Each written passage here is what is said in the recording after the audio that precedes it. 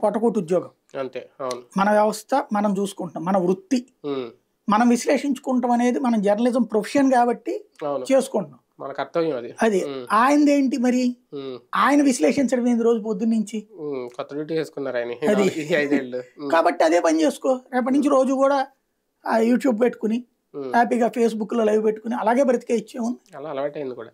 అయితే ఓకే, ఆయన విషయం పక్కన పెడితే చూద్దాం రేపు పొద్దున్న మరి టీడీపీ ఏమన్నా అనౌన్స్ చేస్తుందేమో, అకామిడేట్ చేస్తుందేమో. ఈ 6గురిలో ఒక లక్కీస్ట్ పర్సన్ ఎవరు అంటే వరప్రసాద్ గారు అనుకోవచ్చా? అంతే.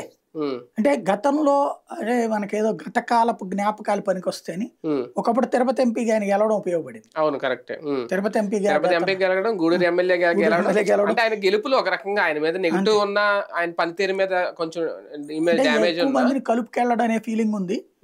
బట్ ఇవాళ రోజున కలుపుకెళ్ళడం అంటే డబ్బులు ఖర్చు పెట్టడం. అంటే ఒక రకంగా వరప్రసాద్ అనే వ్యక్తిని వైసీపీ పక్కన పెట్టింది. ఆయన పనితీరు సరిగ్గా లేదు, అసలు ఆయన ఒక రకంగా వేస్ట్ అనే, అంటే ప్రజాక్షేత్రంలో ఉండలేరు, గెలవరు అనుకుంటున్న టైంలో విజయవాడలో కేసీఆర్ నానికి ఎంత హైప్ వచ్చిందో ఒక్కసారిగా భారతీయ జనతా పార్టీలో ఆయనకు అంతే హైప్ వచ్చింది. ఈ రోజు పార్టీలో చేరడం, రేపు టికెట్ అనౌన్స్ చేయడం, సేమ్ కేసీఆర్ నానికి అదే జరిగింది, ఇదే జరిగింది. ఏం చూసింది బీజేపీ ఆయనలో? అంటే ఇప్పుడు బేసిక్గా ఏంటంటే వీళ్ళకి సీటు రాయలసీమ నుంచి 2 సీట్లు అన్నటువంటిది ఒకటి.